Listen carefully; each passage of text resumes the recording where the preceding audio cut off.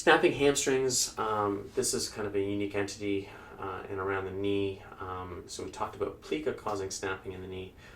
This is the other one that's quite visible, so you can see the biceps femoris in the next case, snapping over the fibular head.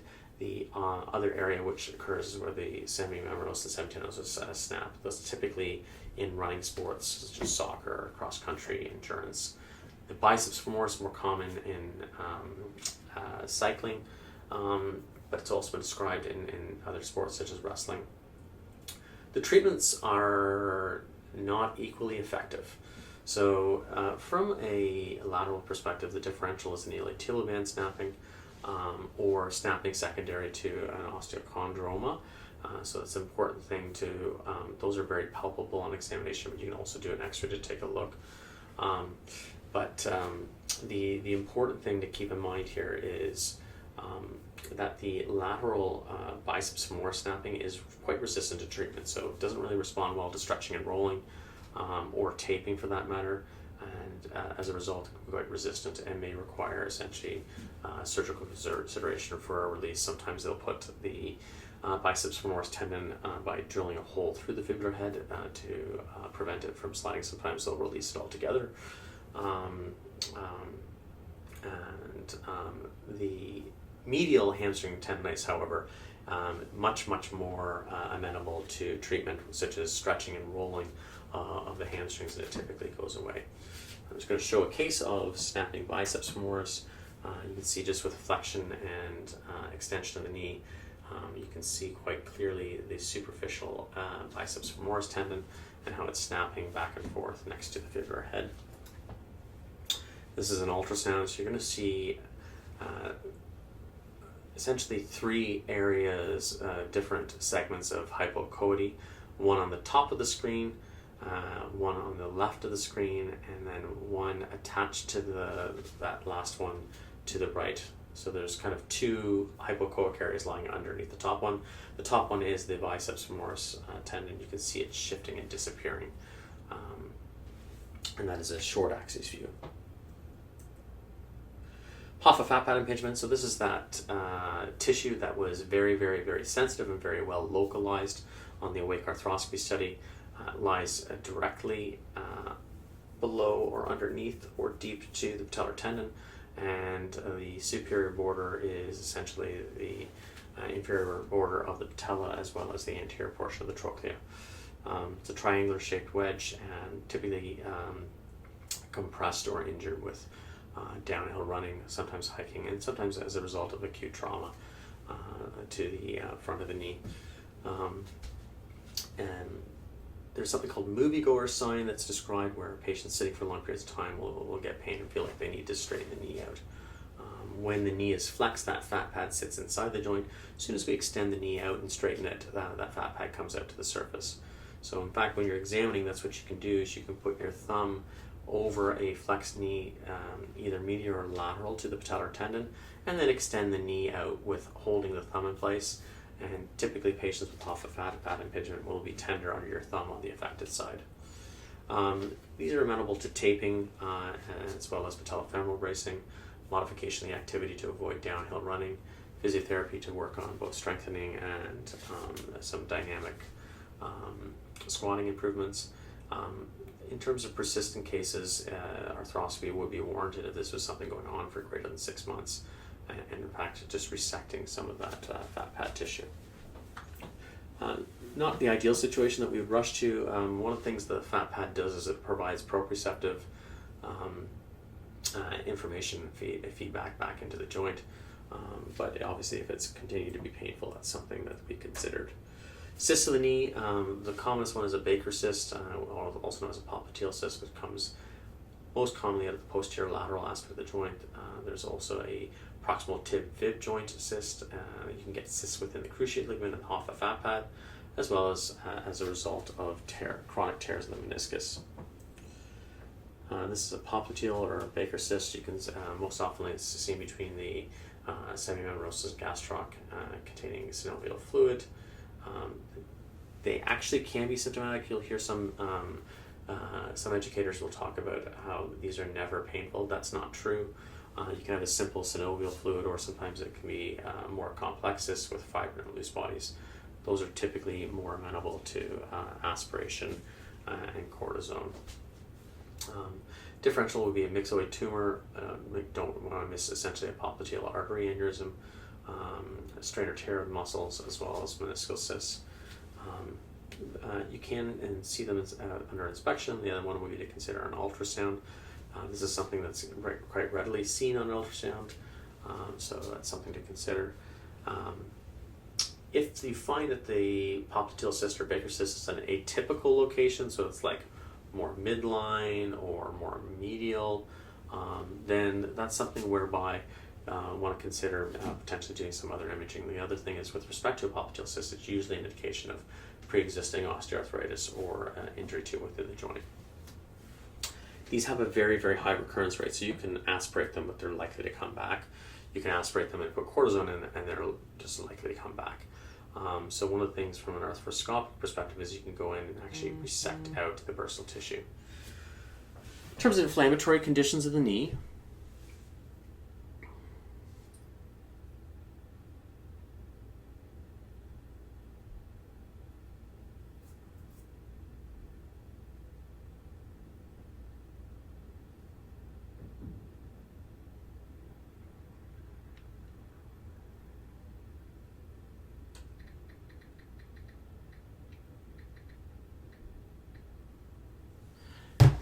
so inflammatory conditions in the knee.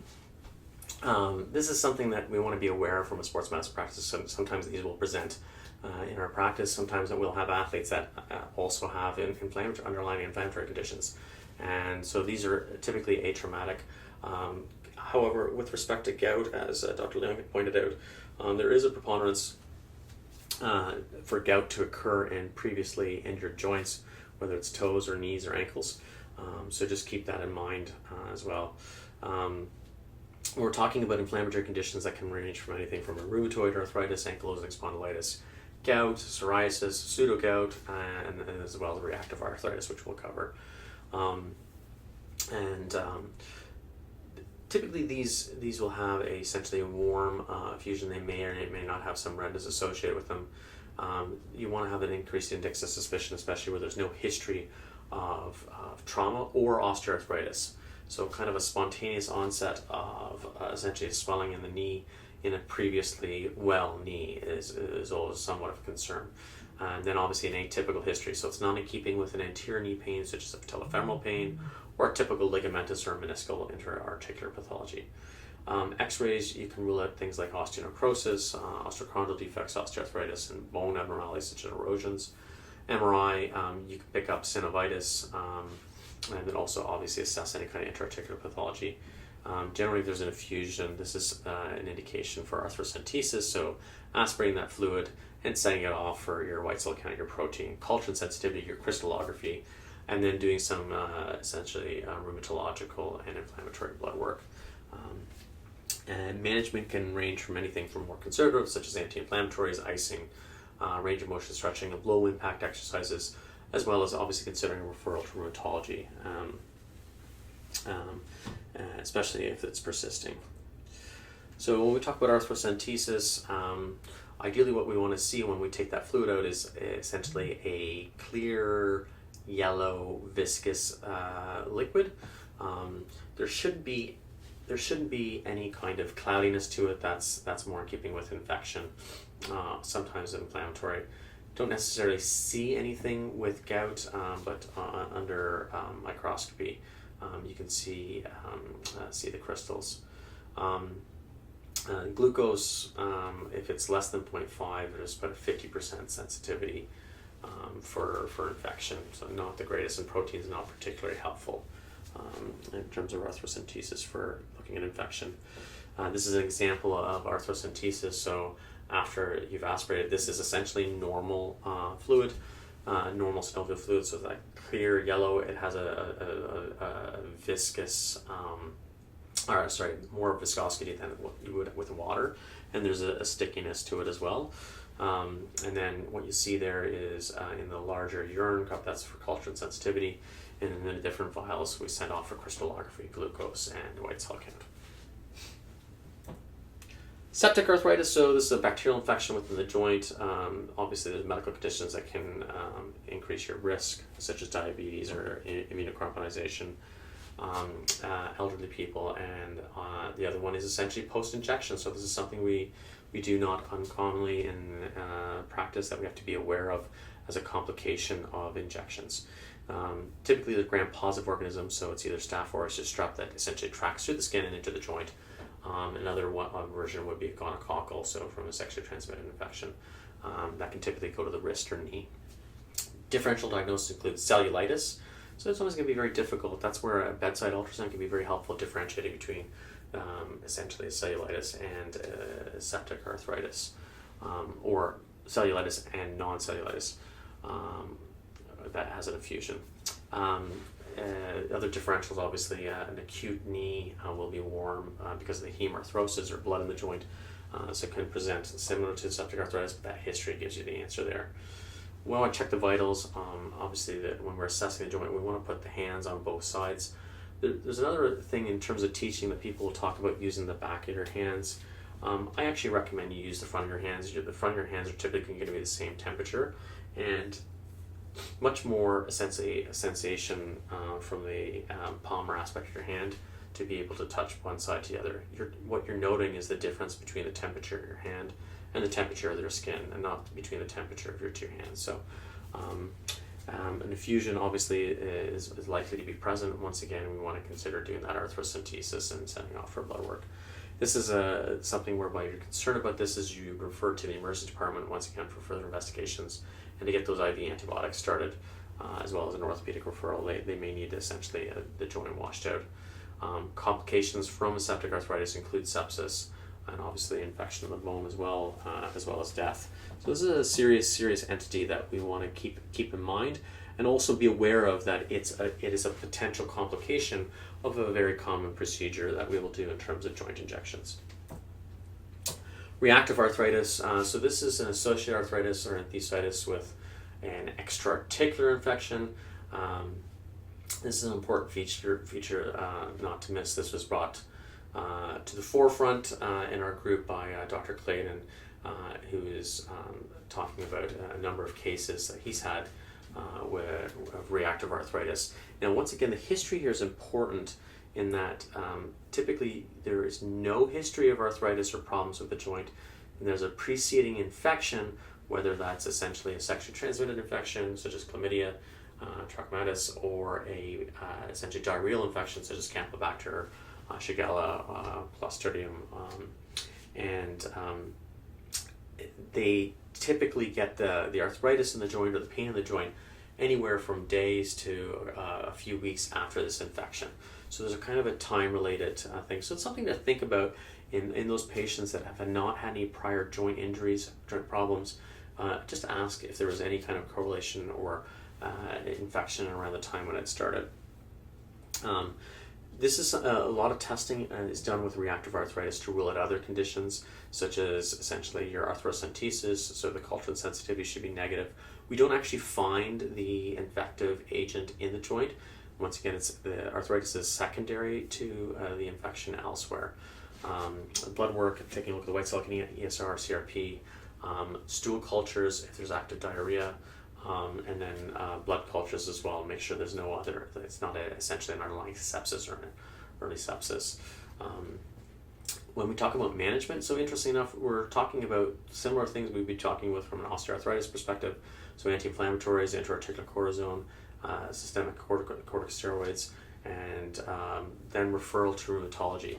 And the reason for the referral to rheumatologists is if they're not settling with the other things, they may need to consider some more specific and higher side effect profile medications such as methotrexate, sulfasalazine, or the disease-modifying agents. We're going to move on to osteochondromas now. Differential for an osteochondroma, which is essentially a benign bone tumor, which typically occurs near the ends of the diaphysis. So we'll see them at the proximal tibia, the distal femur. They can cause pain at night, and they can also cause snapping if they occur underneath essentially tendinous attachments. Now, the differential could be something called a tug lesion, which is typically seen posterior medial of the femoral diaphysis from an adductor strain. And these, once again, their patient may describe a vague potential injury or often describe no injury, but they'll be very painful. They'll be able to very well localize where the pain is, and you can often palpate these. So these are palpable on examination, and then very easy to see on an x-ray. You can take a further look at CT and MRI. Concerning features on an x-ray that are different from an osteochondroma, so any kind of periosteal separation, any kind of erosions of the bone.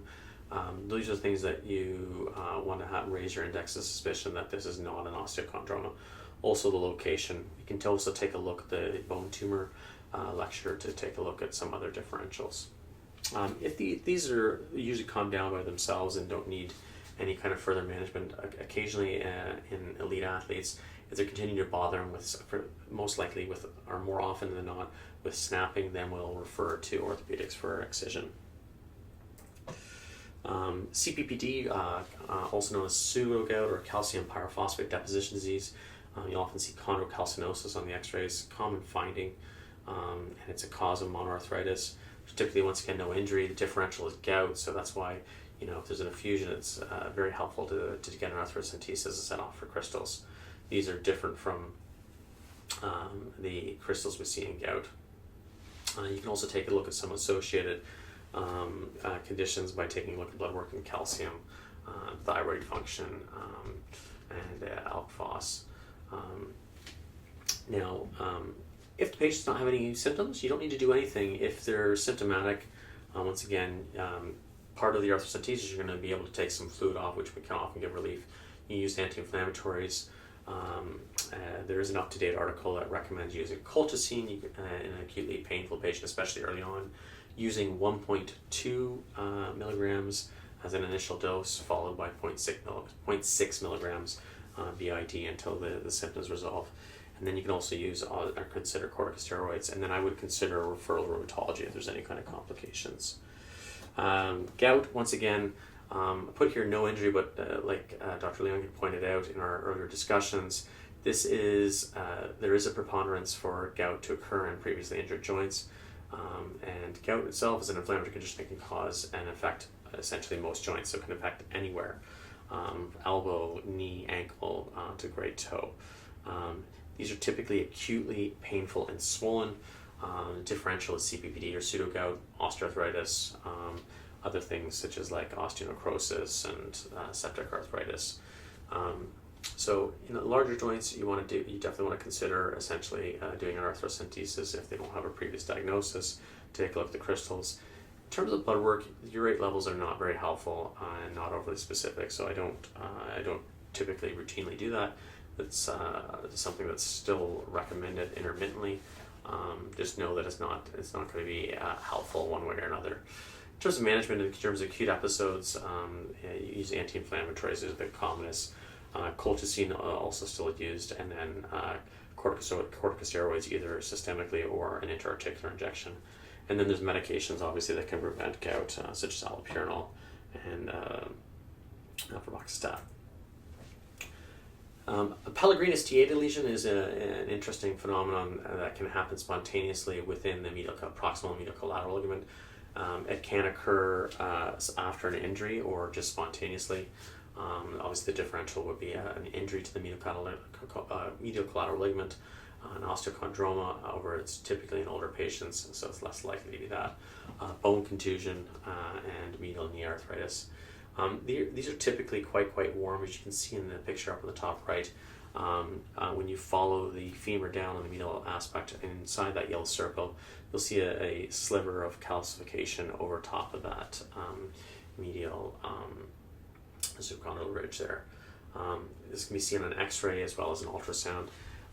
These typically calm down by themselves. They become quite painful, so it's not unusual to recommend patients take some anti-inflammatories. You can also do a direct cortisone injection, extremely rare, but if it were to persist, you can consider an orthopedic referral for excision.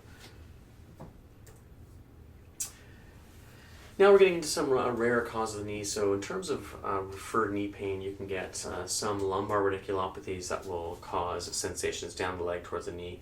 But then there's essentially specific nerve impingements and around the knee.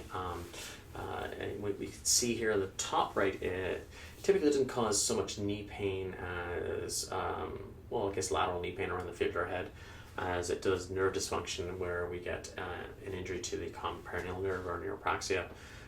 They'll typically get more symptoms in the leg and the foot, and they get in fact a foot drop. The second one is on the medial aspect, and that's the saphenous nerve, which is a huge sensory nerve. Excuse me. That's something that can get impinged through the adductors and cause a differential of anterior knee pain. The common peroneal neuropraxia is typically a result of a direct trauma. Sometimes it can be a result of essentially direct pressure over the knee for a long period of time, such as sometimes with certain positions in rowing, if it's rubbing up against a part of the boat crossing, which would be unusual, but could happen, or a race car driver in a small compartment, bobsled. These are kind of the things where you might get a repetitive injury or neuropraxia on the injury to the peroneal nerve. With respect to the saphenous nerve, it's more entrapment at the adductor canal. You can get a contusion, which can cause it would be more of a temporary irritation of the nerve at that point. In terms of examination, so it's important from a lateral perspective of the peroneal nerve, to assess that motor function. And then from a treatment perspective, making sure if they do have a foot drop that they're doing daily range of motion for that first toe, otherwise they'll end up losing a significant amount of dorsiflexion. You can also consider orthosis or arthrosis for the foot drop, and it can take several months to improve. For the nerve entrapment with the saphenous nerve, you can do nerve glides. It's kind of like neural flossing, topical neuropathics, capsaicin, and then consideration for nerve blocks, such as a radiofrequency ablation, which will typically lead to numbness in the anterior knee, but will at least get rid of some of the discomfort. You can also get a neuroma as a result of that procedure. So this is a video here of an athlete that got a knock to the outside of his knee, and I'm trying to let that play there. And if you take a look, able to keep those left toes up, and the right not so much. You can see that foot drop right away. Interesting that some athletes might not notice that. With nerve symptoms, patients sometimes have difficulty describing or even being aware of that. But I'm just going to show you in the video on the right the importance of getting the toe movement going passively, because you can see he can raise that left toe up fully. The right toe he can almost just essentially get to plane. After about 8 weeks this resolved, and he was able to get full range of motion back. It's just because it can take a long period of time. That's why it's so important to get that going early. Osteochondritis Dissecans, so this is an idiopathic lesion of cartilage and bone. It can occur in the knee most commonly, but it can also occur in other joints, such as the ankle, most commonly the talus, and then also the capitellum of the elbow. Can occur in a kind of a bimodal distribution, so both in the pediatric and adolescent population, and then later stage in the adult population. In the adult population, it can happen spontaneously. Sometimes it's believed to be a recurrence or a progression of a juvenile or adolescent osteochondritis dissecans. Often it's insidious onset. It can be related to increased impact activity. However, the etiology is still not known fully. It's believed to be somewhat reversible in about 50% of cases. In one study, there was full resolve, but it took quite a long time in that report, about 10 to 18 months. Differential, these typically are not that painful. They'll present with essentially either recurrent or persistent swelling or stiffness in the knee. So you want to consider inflammatory arthritis as your differential. Obviously, if there's any kind of trauma, osteoarthritis and septic arthritis as well, if it's warm. The other thing on examination is if you flex the knee, sometimes if you fully flex the knee and press over the anterior portion of the condyles, they'll be tender where the defect is, but they should have a normal ligamentous examination. The x-ray, you want to take a look at the AP weight-bearing lateral, but you also want to take a look at the tunnel view. It gives you, or the notch view, it gives you a much better picture of an image of the area that's typically affected with these Osteochondritis Dissecans. MRI is obviously very helpful and can help determine if the lesion is unstable, but ultimately an arthroscopy is the gold standard for stability. These are very, very, very slow to recover, so you're talking about taking things like 6 months at a time. So you want to do the activity modification where you're reducing the weight-bearing activity. Consider referring on to orthopedics early to get them involved. You can consider using an unloading brace, so if they have a lateral lesion, unloading that lateral aspect of the joint while they're rehabilitating and avoiding those higher impact activities. And then obviously if the lesions are unstable, that's something that would warrant surgical intervention. Osteonecrosis of the knee, so this is essentially spontaneous breakdown of bone, and often secondary to medical conditions or toxins. They're typically older patients, females 3-to-1 preponderance, and about 80% happen bilaterally. Alcohol, corticosteroids would be commonly implicated in this. There's typically no injury, and it's an insidious onset. They become very, very painful. The joint can be swollen. The aspiration, that's not correct. You don't typically see much on aspiration, and it's not bloody. But there is typically a normal ligamentous examination. In terms of investigations, you can take a look at X-ray, and once again, MRIs are very helpful. And in terms of the management, you want to limit the weight bearing, and unloader brace once again is something that can be helpful. Stop the aggravating factors, especially if it's something along the lines of alcohol. Refer to orthopedics, early in these situations, because if they're failing to progress or get better, or if they're worsening, they may require surgical intervention, which can include anything from a total knee arthroplasty to a cord decompression of the lesion, or an allograft to the area. Subchondral insufficiency fractures, these were previously known as spontaneous osteonecrosis of the knee or SONC, but that were found not to have necrosis. It's more related to osteoporosis, and once again, these are more common in elderly patients over 55 and women. These can be very, very painful once again, and these can also be very swollen. X-rays, it typically affects the medial epiphysis. You can also see these on MRI. Once again, with these kind of bony lesions, these are something where you want to limit the weight bearing when there's a bone deficit, using an unloader brace to try and protect that side of the joint, and then stop any kind of aggregating factors and referring to orthopedics early. Finally, pigmented villonodular synovitis. This is another entity which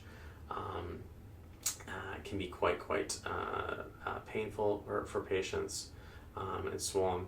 It's essentially an overgrowth of the synovium within the joint. It's progressive but not malignant, and the pain can be localized, and so can the villonodular synovitis, or it can be diffuse.